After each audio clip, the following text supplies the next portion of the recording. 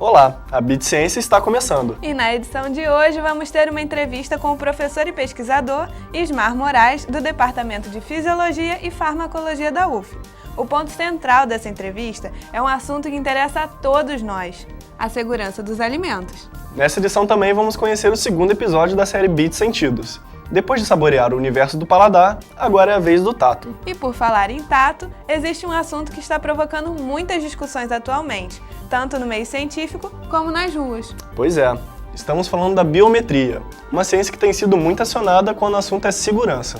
É isso mesmo, Lucas, não está fácil não. Calma, Tamires, vamos ver o que cada um acha. A Bit Ciência está no ar.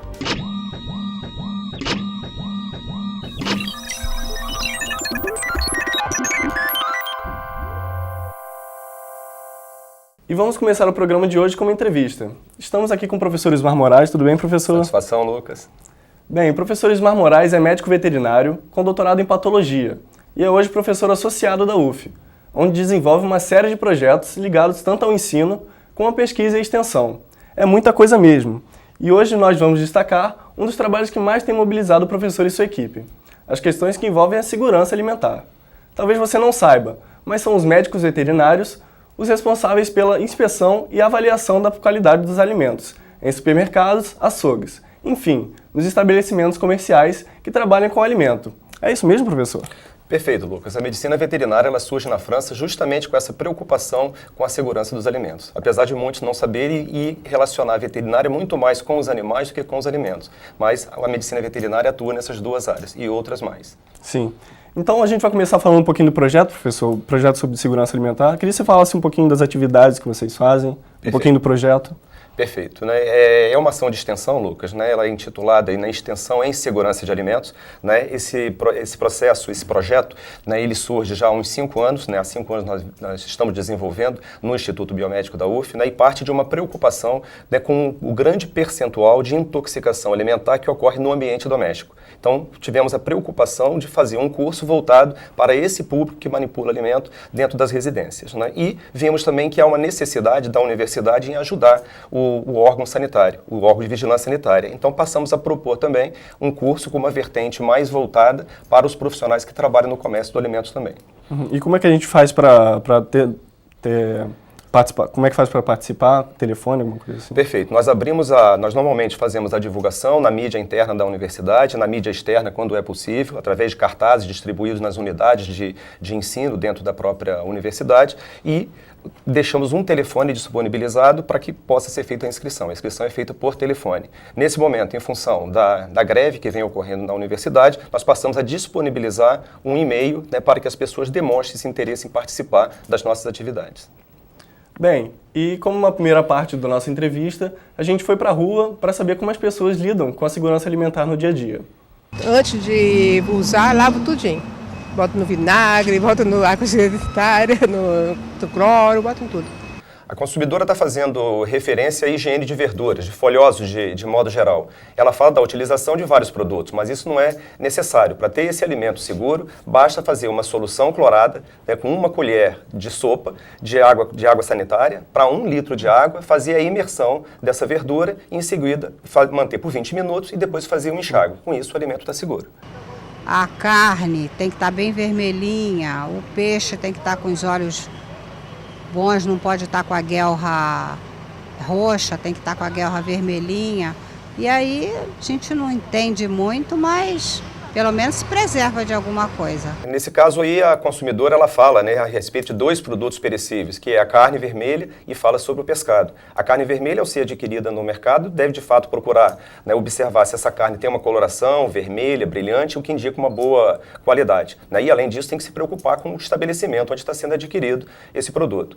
Com relação ao pescado, que ela também fez referência, né, lamentavelmente ela fala que entende pouco e o consumidor deveria entender bem isso aí, deveria da mesma forma saber poder fazer a escolha desse pescado. As escamas têm que estar bem aderidas ao corpo do peixe, os olhos têm que estar bem saltados na órbita, a guelra que ela comentou ali, hoje, né, a gente chama isso aí de brânquias, né? Essas brânquias têm que estar vermelho, um vermelho intenso. Isso aí são sinais de fato que esse produto, né, é fresco, esse produto não traz nenhum risco à saúde na hora do consumo. E quanto à refrigeração desses alimentos? Esses alimentos, né, devem ser mantidos, né, no mercado, né, sob a refrigeração, e isso deve ser observado na hora da aquisição, né, e deve ser, inclusive, né, o último produto a ser comprado lá no mercado. Então, esse produto entra num processo de aquecimento, né, e começa a concorrer, então, para o crescimento bacteriano e acaba comprometendo essa qualidade. E, naturalmente, chegando em casa, deve ser o primeiro produto também a ser guardado, voltar imediatamente para a refrigeração, porque são produtos naturalmente perecíveis.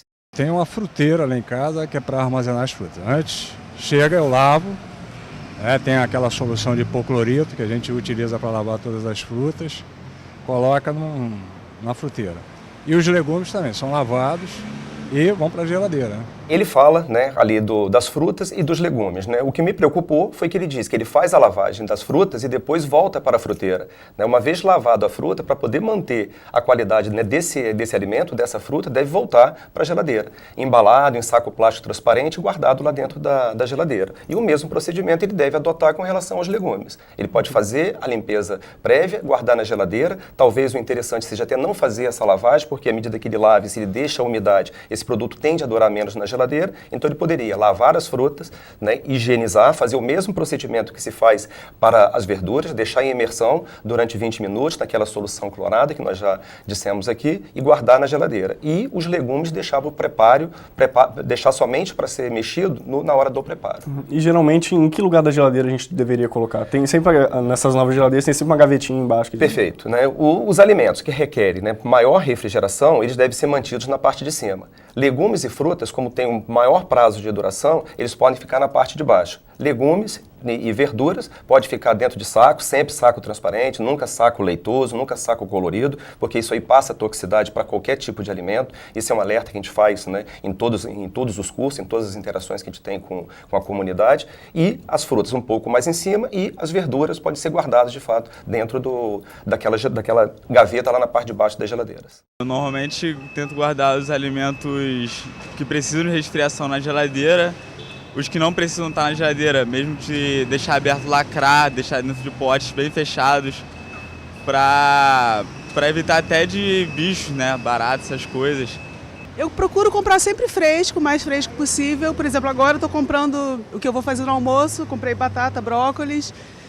Higienizar bem, né? Eu deixo de molho com limão e sal, essa é a minha técnica. Então, professor, e essas duas pessoas aí? O que tem? Ela, né, a última consumidora ali, ela fala da utilização de sal, me parece, limão, né? E sal. Limão e sal, né, para fazer a higiene. Isso não tem, né, assim, o menor procedimento, né? Algumas coisas são assim da cultura popular, né, mas não tem nenhuma relação com a técnica em si da ciência de alimentos, né? A utilização de vinagre, por exemplo, não tem o efeito bactericida que se esperaria. Limão, sal, isso aí não traz nenhum benefício para a qualidade do alimento. Eu procuro ver a aparência dos alimentos, se eles parecem estar bem maduros, se parece estar limpo no mercado. Procuro ver bastante fruta, essas coisas. Então, professor, e essa última aí? Ela fala um pouco dessa seleção das frutas no supermercado. Tem que ver o quê? Tem que ver a aparência, tem que ver o estado de onde está no supermercado. Perfeito, Lucas, né? O maior fiscal, né, é o próprio consumidor. Ele deve saber fazer a escolha, né? E aí o bom senso leva a fazer as boas escolhas, né? A aparência do alimento, a aparência da fruta, a aparência do legume, a inexistência de pontos, né, de podridão nesse alimento, né? A característica, assim, em geral, todos nós conhecemos. Então o consumidor, ele é o principal fiscal ali, né? Que, na hora de fazer a aquisição daquilo que ele vai consumir. A dica é comprar o mais fresco possível também, né? Isso, né?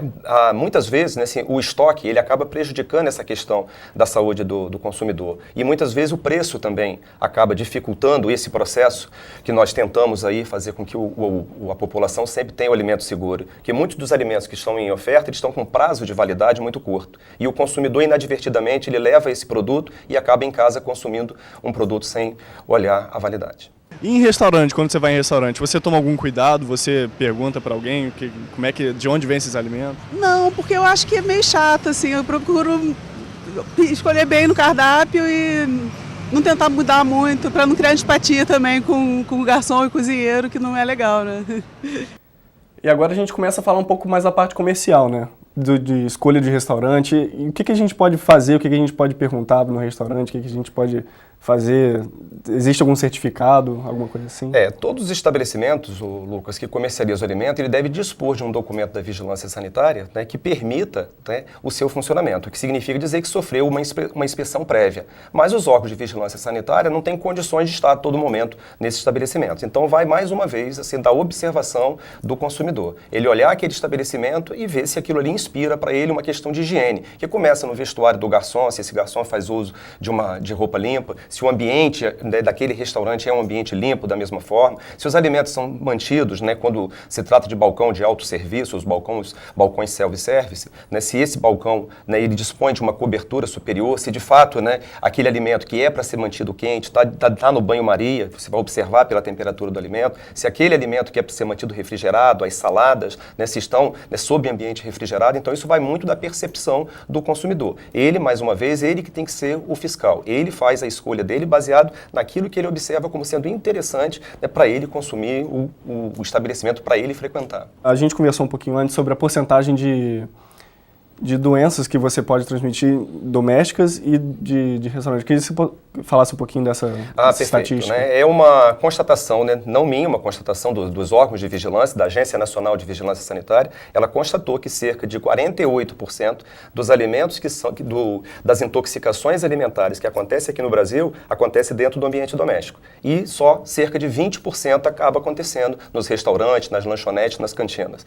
Né? Então, sim, temos que ter uma preocupação maior com aquilo que nós estamos fazendo dentro da nossa residência, porque é lá que está a sede do problema. É de novo bom senso, né? De novo bom senso. Que cuidados eu devo tomar com a água?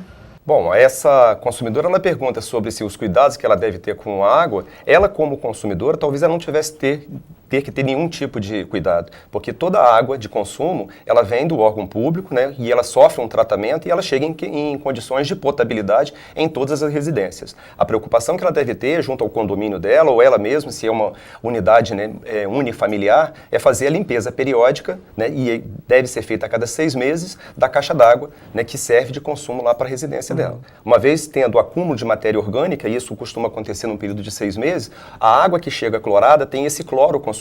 Então essa água perde a segurança para ser utilizado para a higiene pessoal, para a higiene dos alimentos. Então o cuidado tem que ser com essa higiene das caixas d'água. Uhum. E geralmente para cozinhar a gente usa muita água da torneira, né? Tem algum problema isso? Tem alguma... Não tem problema se essa água tiver essa qualidade. Se a caixa d'água tiver sido bem mantida, a água para cozimento pode ser água da torneira, até porque ela vai atingir uma temperatura de ebulição. E em temperatura de ebulição, nenhum micro-organismo sobrevive. Vamos ver a próxima dúvida também agora. Com relação ao ovo, né? Parece que tem algum problema com lavar o ovo antes, não lavar, se colocar na porta da geladeira, mantém ele em condições adequadas. Essa seria uma das minhas dúvidas. Então, professor, agora a gente vai falar um pouquinho sobre o ovo, né? Uhum. O ovo tem bastante especificidade. Eu queria que falasse um pouquinho do...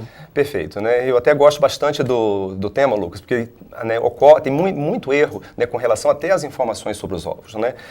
Os ovos, lógico, elas vêm da galinha, né, mas a galinha sempre teve a preocupação de produzir o ovo, né, para fazer o pinto e não para ser o nosso alimento, né? E ela produziu, né, esse ovo em condições de higiene. Apesar de sair da cloaca desse animal, esse ovo ele é posto, né, lá no ninho, lá na granja, né, e tem, né, diria para você, assim, bastante segurança. Tá? Quando traz esse ovo para a residência, né, muitos tendem a lavar esse ovo para guardar na geladeira. Só que a galinha, né, na preocupação dela de fazer ovos, né, para fazer pintos, né, então ela impermeabilizou. Na última fase de produção do ovo, ela impermeabilizou esse ovo. E teve um pesquisador que chegou a fazer um trabalho que diria insano de contar quantos poros tem na casca do ovo, e ele chegou à conclusão que é uma média de 9.800 poros ali. Então são poros que permitem a entrada de micro-organismo. Se o consumidor leva esse ovo para casa e faz a lavagem desse ovo, ele retira justamente essa proteção que a galinha colocou lá para poder preservar a gema, a clara ali dentro, que seriam os nutrientes para fazer o pintinho quentinho lá dentro. Né? Se tem esse tipo de procedimento de lavar os ovos, está concorrendo assim, para perder completamente a proteção que esse ovo tem de modo natural. E com relação, né, à maneira de guardar esse ovo na geladeira, o ovo ele é um alimento que ele tem bastante durabilidade. Você pode observar nas embalagens aí que varia de 20 até 30 dias, né, podendo ser mantido fora de refrigeração. De modo ideal, ele deveria ser mantido na geladeira, como todos os alimentos que são mantidos refrigerados, eles têm um maior prazo de durabilidade. Né? E não há nenhum problema de você manter ele ou na porta ou no interior da geladeira. O que é interessante que ele seja mantido em um recipiente que tenha cobertura, num ambiente coberto. E aí não importa o local da geladeira onde vai ser guardado. Bem, a gente encerra a entrevista aqui com o professor Ismar. Obrigado, professor, pela disponibilidade, pela atenção. E a gente queria estender para o pessoal de casa também, qualquer dúvida que eles tiverem, algum e-mail, algum contato.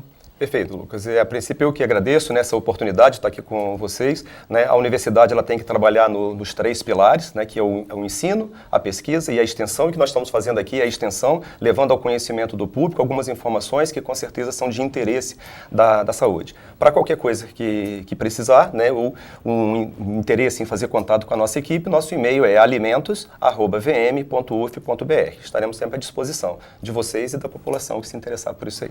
Tá já, professor. Obrigado mais uma vez e a BITS continua.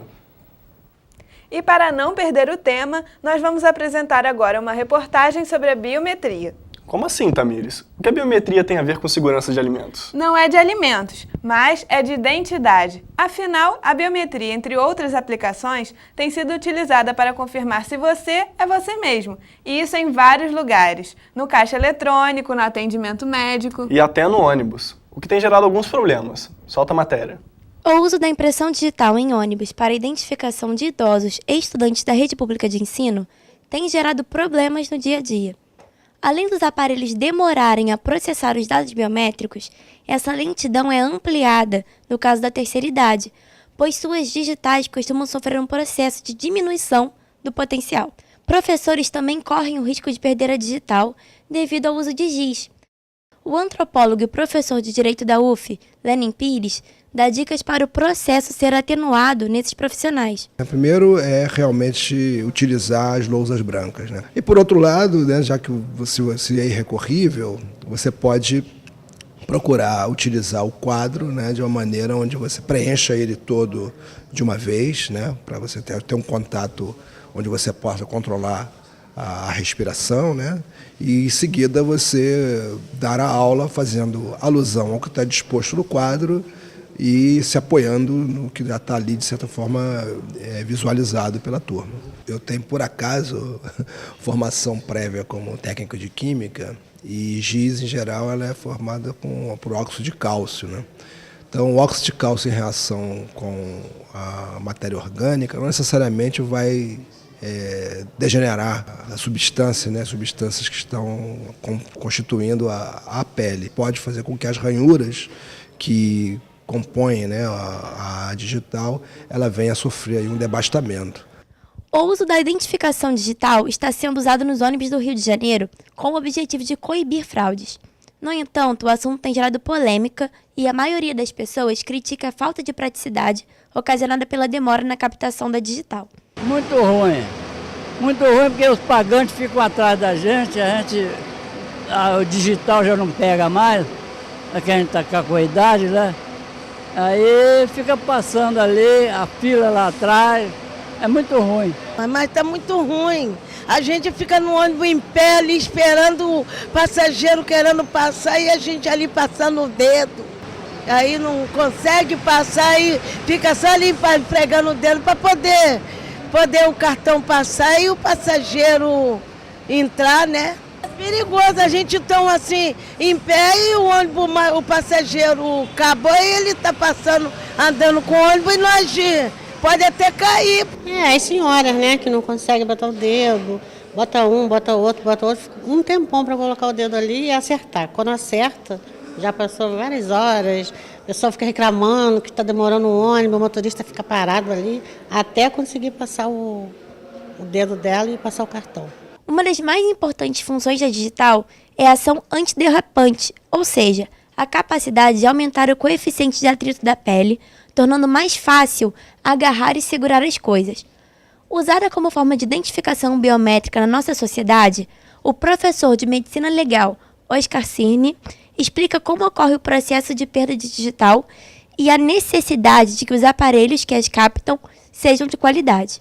As formas mais comuns são principalmente as profissões que trabalham com adstringentes, sabões, detergentes e atrito na mão. A idade também é um fator que leva à atrofia das impressões digitais, mas é muito mais das chamadas cristas papilares, que é o que forma aquele mapeamento que você vê na sua carteira de identidade, né? Tudo aquilo que é preto são as cristas papilares, e o que é branco é o espaço entre cada crista. A tecnologia influi, claro que influi, o tipo de software que é usado influi, o tipo de leitor influi, e, claro, a idade é um fator a mais de dificuldade, é uma dificuldade acrescida. O aparelho é fundamental, o aparelho tem que ser muito bom, de muita sensibilidade, exatamente para poder ler a crista papilar do idoso, que já é difícil de ser reconhecida por natureza. O Estado, né, essa figura abstrata, ela está, de certa forma, querendo estabelecer um controle para além dos círculos sociais. Quer dizer, está querendo realmente invadir esferas do privado e sempre voltado para a lógica, né, de controle social da população. A tendência é de apropriação de uma tecnologia para reproduzir um modelo de controle que é difundido, pensado a partir de outras sociedades e que, no nosso caso, tende a gerar muito mais exclusão, né?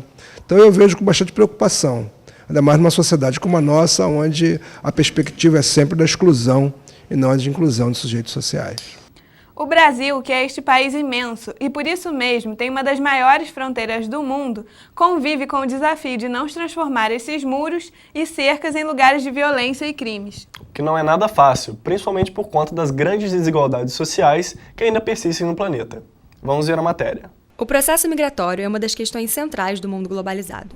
Seja por passar dificuldade em seu país de origem, seja pelo desejo de mudar de vida, o fato é que gente do mundo inteiro tem se empenhado em encontrar um novo lugar para viver. O problema é que, muitas vezes, para realizar esse sonho é preciso vencer uma barreira, as fronteiras de cada país, que nem sempre estão abertas para o imigrante. E uma das fronteiras mais difíceis é a que separa os Estados Unidos do México. Só em 2013, cerca de 420 mil pessoas foram detidas quando tentavam viver o ainda atraente sonho norte-americano. Essa ideia de fronteira é marcada por uma experiência bastante violenta, né? Da experiência desses latino-americanos nos Estados Unidos, né? E a gente pode imaginar como imagens assim de uma fronteira em aberta, né? Uma ferida sangrenta, né? Tamanha essa imagem da complexidade, da violência que essa fronteira transmite, né?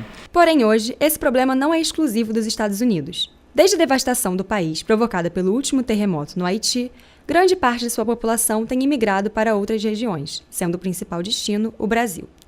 De acordo com uma pesquisa da PUC Minas, o Brasil terá recebido até o final deste ano cerca de 50 mil imigrantes haitianos. O problema é que muitos deles também têm conhecido o lado mais sombrio e violento das nossas fronteiras. Esse tipo de abordagem da fronteira, né, esse conceito de fronteira, ele promove imagens bastante diferenciadas e complexas dessa experiência de subalternidade, né, essa experiência da migração, essa experiência do deslocamento, do transitório, né, essa experiência de uma identidade que se coloca entre essas duas possibilidades, né, fraturada e em processo de deslocamento constante. Para o cidadão brasileiro, a novidade tem aparecido apenas nos jornais. Mas o fato é que a situação do imigrante latino-americano tem sido assunto constante no cinema, o que contribui muito para a formação do nosso imaginário sobre o assunto. Recentemente a gente viu alguns documentários a respeito disso. A gente tem Pachamama, por exemplo, do Eric Rocha, que está preocupado em pensar novas possibilidades, né, de reconfiguração do território simbólico na América do Sul. A gente tem um documentário do Oliver Stone também ao sul da fronteira. A gente tem um documentário do Juan Carlos Rulfo, que é Los que se quedan, acerca dos mexicanos que ficam no território mexicano, mas que têm parentes no território dos Estados Unidos. Além de explorar a difícil situação das fronteiras entre os países das Américas, outros filmes, segundo o pesquisador, também contribuem para conhecermos um pouco deste imenso território latino-americano. Entre eles, Diário de Motocicleta, dirigido pelo brasileiro Walter Salles, que retrata uma viagem de moto feita por Che Guevara por toda a América do Sul. O enredo aborda uma visão questionadora apresentada pelo jovem Guevara, que sonha com a existência de uma identidade latina única, que supere as fronteiras entre os países.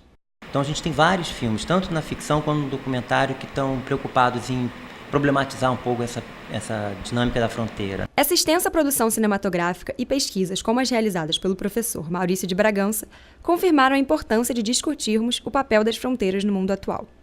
Problemas como a imigração ilegal e xenofobia são marcantes nesse cenário e são situações vividas diariamente por centenas de pessoas em todo o mundo. Infelizmente, este é um quadro que não apresenta indícios, nem na vida real, nem nos filmes, de que vai desaparecer tão cedo. E agora vamos para o intervalo. Fique aí, nós voltamos já já.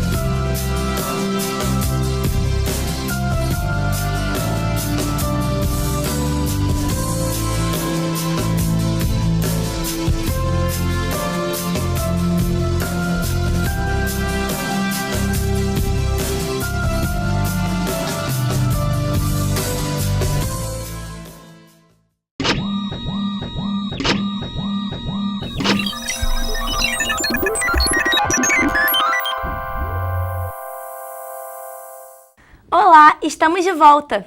E vamos abrir este bloco com o segundo episódio da série Beats Sentidos. Depois de saborearmos os múltiplos aspectos que envolvem o nosso paladar, agora é a vez do tato. Lembrando que o órgão responsável por esse sentido é o maior órgão do nosso corpo, a pele. Verdade. E nos humanos esse é o primeiro sentido a se desenvolver. Saiba mais sobre esse nosso sentido tão especial assistindo agora a matéria produzida pelo LEIA, Laboratório de Experimentos Audiovisuais, que é parceiro aqui da Beats. Vamos ver?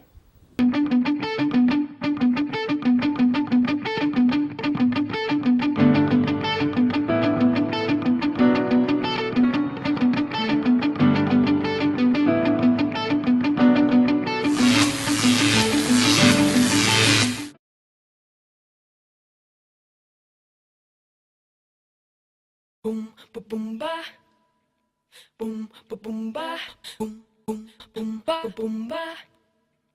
Boom, ba boom ba. I wanna settle down. Boom, boom ba. I wanna settle down. Boom, ba. Won't you settle down with me? Settle down. Boom, ba. We can settle at a table. Boom, ba. A table for two. Won't you wine and dine with me? Settle down. I wanna raise a child.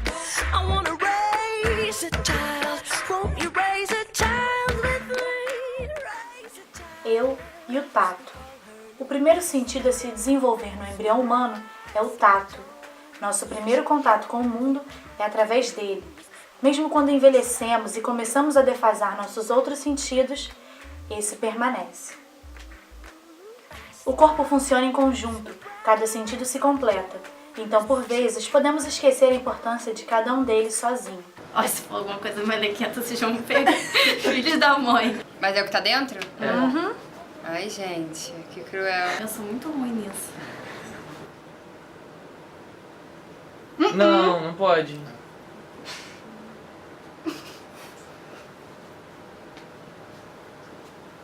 Sei lá, uma farinha. Um abacaxi. Vira um pouquinho assim pra frente. Abaixa um pouco farinha assim. de trigo. Você não usou o olfato não, né? Não. Todos nós usamos o tato em 2 sentidos. O objetivo e o subjetivo, um completando o outro. Por exemplo, temos a capacidade de captar sensações pelo tato. Liso, crespo, duro, mole, frio, quente e enrugado. Também com habilidade para captar ou transmitir nossos sentimentos. Amor, ódio, frieza, calidez, ternura, carinho, dureza e aversão. Aqui é onde eu fico o dia inteiro. Aqui é um quarto, eu fico o dia inteiro aqui. Tá meio bagunçado, provavelmente, porque é o bandolim em cima da cama aqui. Aí aqui é o computador que eu uso bastante. Para eu usar o Word, com o JAWS, eu dando um Ctrl e seta para baixo, ele lê todo o parágrafo. É um pouquinho rápido. É que eu já me acostumei, tem amigos que usam mais rápido que isso. Só que aí, ler um texto, aí não dá para ler tão rápido, não.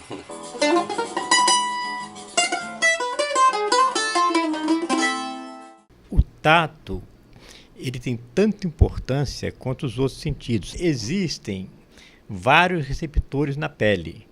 Receptores, por exemplo, receptores para o tato, para dor, para temperatura, para o calor e o frio, né? Para a pressão. Pode falar que eu não ligo, agora amigo, eu tô em outra, eu tô ficando velha, eu tô ficando louca. Pode avisar que eu não vou, eu tô na estrada, eu nunca sei da hora, eu nunca sei de nada. Eu sou um aficionado pelo balé clássico. Gisele, o Lago dos Cisnes, são balés clássicos que você nota que a bailarina principal ou bailarino se tocam com muita a sensibilidade está muito aumentada quando encosta no chão com a ponta dos pés, os certos passos. E o tato é importante nesse caso.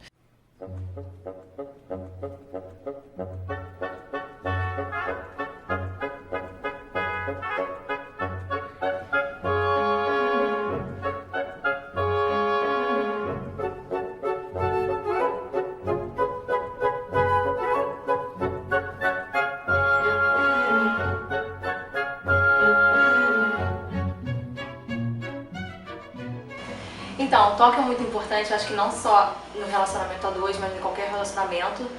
E em casal principalmente, porque a gente tem que ficar se agarrando, mentira. E como é que a gente faz, já que ele mora em São Paulo e eu no Rio, a gente fica muito tempo sem se ver, sem contato físico.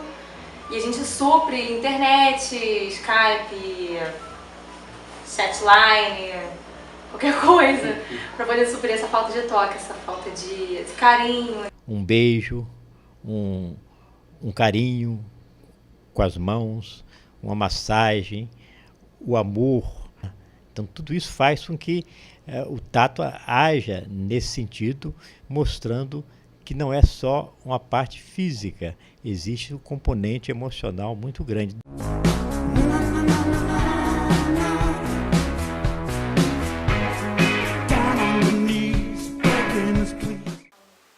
Se sou seu adolescente, por favor me toque. Não pense que eu, por já estar quase crescido, não precise saber que você ainda se importa. Necessito de seus braços carinhosos, preciso de uma voz terna. Quando a vida fica difícil, a criança em mim volta a precisar. Se sou seu parceiro, por favor me toque. Talvez você pense que sua paixão basta, mas seus braços detêm meus temores. Preciso de seu toque terno e confortador, para me lembrar de que sou amado, apenas porque sou eu. Não tenha medo, apenas me toque.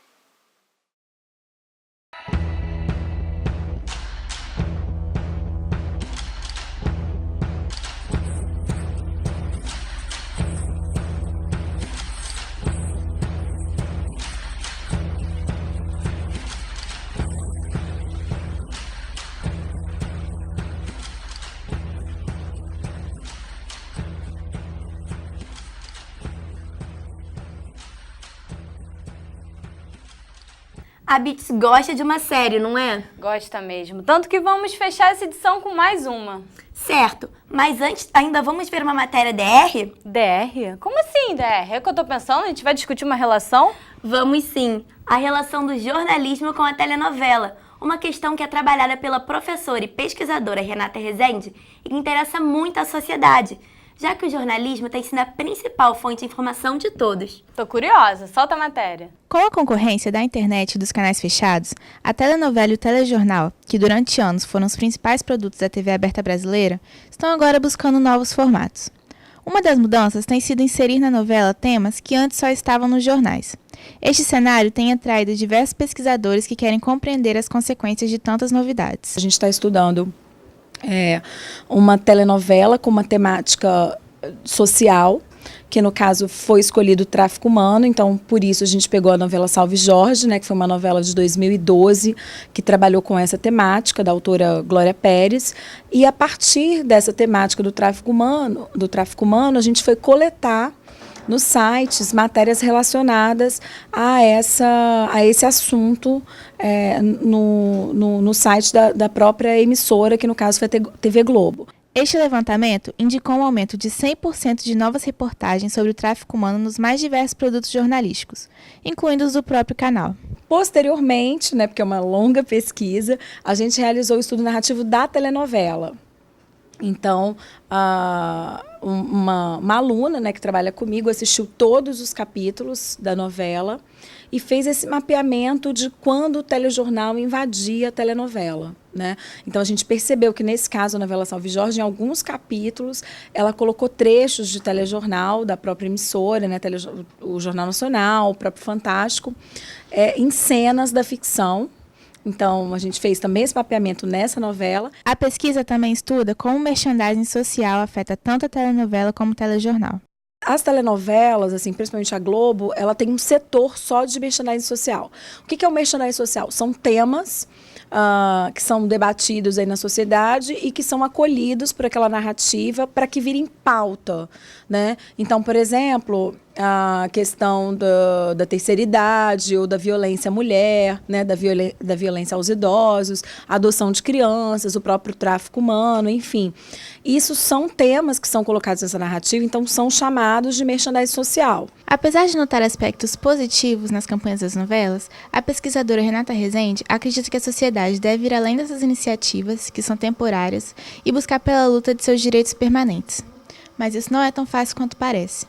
Lucas Farizel, aluno de comunicação que participou da pesquisa, avalia que tanto a questão do merchandising social quanto da relação de troca entre jornalismo e ficção é muito mais complicada do que parece ser. A primeira parte dela ela se concentrava em fazer uma análise de uma reportagem do Fantástico, que também tinha um link com a novela, que era sobre, a reportagem era sobre tráfico de mulheres, tráfico de pessoas, e a reportagem ela também entrava na questão da novela, que a novela estava falando desse tema. Fizemos um artigo até, fizemos uma análise de que elementos estão dentro dessa reportagem, que estão na novela, que elementos são jornalísticos, quanto tempo.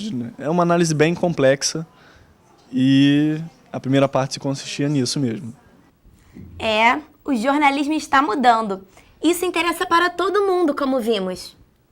É isso aí, terminamos? Praticamente, já que agora vem a última matéria dessa edição. Na verdade, é o segundo episódio da série Bits Natureza, que tem como gancho os 4 elementos da natureza. Na edição passada, focamos a água, esse elemento essencial à nossa vida. E agora é a vez do ar. Sem ele não vivemos. E o pior é que, apesar de sabermos disso, estamos cada vez mais perdendo a chance de respirarmos um ar puro, aquele que nos dá uma vida plena e saudável. Especialmente para você, o segundo episódio da série Bits Natureza.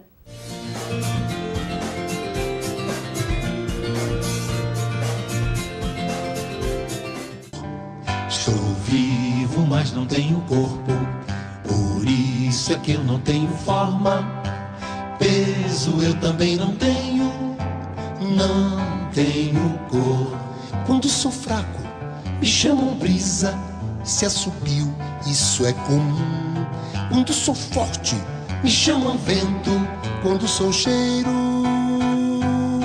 me chamam pum. Na música, na arte, o ar é celebrado nas suas múltiplas formas. Uma hora ele é vento, outra hora ele é furacão. Mas o fato é que o ar é um composto de diversos elementos, entre eles o principal para a nossa sobrevivência, o oxigênio. Mas o mundo moderno transformou algo tão simples e vital em uma situação muito complexa. O problema respiratório que você tem com a poluição, ele se agrava? Com certeza, eu acho que assim na cidade é muito pior, né? Enfim, quando você vai para um lugar mais verde, ou até mesmo outra cidade, de outro lugar, a não ser São Paulo, você sente um certo alívio, né? Mas afinal, o que é a qualidade do ar?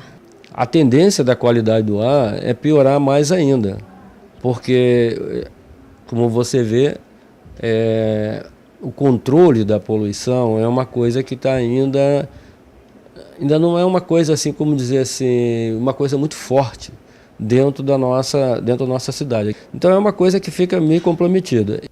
E não é só isso. Como mostra o mapa, o ar por aqui ainda não está tão poluído como em outras áreas, já que não somos região de indústria e o nosso principal problema ainda está restrito ao carro.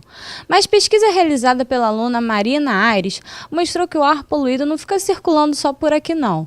Não existe muro, cerca, fronteira que segure o ar. Bom, a pesquisa foi sobre o aeroporto, tanto Santos Dumont quanto Galeão. Foi uma pesquisa feita por um professor da Engenharia Química da UFRJ, em parceria com a gente aqui na UF. E a gente fez a trajetória de poluentes. E vimos que esses poluentes, eles dos dois aeroportos, iam até regiões mais distantes do centro da Bacia Aérea 3, até chegando em São Paulo. Então, assim, a gente percebeu que esses poluentes, eles, além de poluírem a região metropolitana como um todo, eles poluíram São Paulo. E é interessante ver que a poluição que chega aqui no Rio de Janeiro é uma poluição que vem daqui, lógico, de todas as fontes, mas ela vem de fora também, ela pode vir de outras atividades. Segundo o pesquisador e professor do Departamento de Geografia da UF, Jorge Oliveira, a região metropolitana do Rio caminha para chegar ao nível de São Paulo. E como resolver esse problema? Uma das medidas é a introdução de ônibus menos poluentes. Hoje, na cidade, tem a tentativa de amenizar o problema com 80 ônibus mais modernos, que poluem menos. Quando você olha, você parado aqui na Avenida Litorânea, se você passar... contar ali, contando o número de carros que passam durante uma hora, você vai ver que passa um número muito grande de carro com uma única pessoa, entendeu? Uma única pessoa. Então, cada pessoa quer sair com o teu carro. Então, cada um é um poluidor. Então, você tem um comprometimento muito grande, né, da qualidade do ar pelo setor transporte. E se a situação já é ruim, no inverno fica ainda pior. Com o ar mais pesado, os poluentes ficam bem próximos à superfície, cerca de 1.000 a 2.000 metros de altitude. E aí vem os problemas respiratórios, que afetam muita gente. E se não bem tratados, pode até levar à morte. Eu tenho rinite, sinusite, asma e alergia. A poeira, a pelo, tudo. E você acha que esses problemas, esse dorzinha na garganta, se agrava principalmente com a poluição? Quando você vai para um lugar com ar mais puro, você se sente melhor? Ah não, com certeza, esse ar poluído da cidade grande daqui, você sente muito, cara. Quando tá calor, você sente aquela coisa muito seca no ar, aquela poluição acaba, querendo ou não, chega em casa o nariz preto, quando você vai suar, tá, e isso acaba prejudicando. Geralmente quando tem a mudança brusca de temperatura, ou pro inverno ou pro verão, assim, ataca tudo. E você acha que isso está ligado à poluição? Quando você vai para um lugar com um ar mais puro, você se sente melhor? Eu moro num lugar onde o ar é realmente mais puro, tal, tem mais floresta. Onde você mora? Eu moro no Cafubá, em Piratininga. Mas geralmente quando eu venho pra cá, ataca mais, assim, por Icaraí e tal. Onde tem mais carro. Exato. Obrigada. Me chamam Pum. Acabou? Acabou, mas não terminou. Já que você pode continuar com a gente no Facebook, Twitter e Instagram. Lá você pode conferir as fotos dos nossos bastidores, sugerir pautas, criticar, enfim, participar. Além de acompanhar matérias científicas feitas por outras mídias. Essas e as edições anteriores da Bit Ciência você confere no nosso site. Lá você também pode dar sua opinião sobre o nosso trabalho. É muito importante pra gente. Tchau e até a próxima. Até a próxima. Não, espera aí.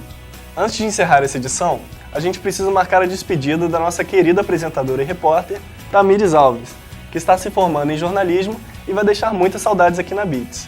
Tamires, toda a equipe da Beats deseja muita sorte na sua carreira e na sua vida. Essa edição é em sua homenagem. Obrigada, Lucas. Eu queria agradecer a você e a toda a equipe da Beats Ciência e também aos entrevistados durante esses 2 anos em que eu fiquei aqui. Vocês foram indispensáveis, tanto para o meu crescimento profissional quanto pessoal. Eu vou sentir muita saudade. A gente também, Tamires. Tchau, gente. Até a próxima. Tchau.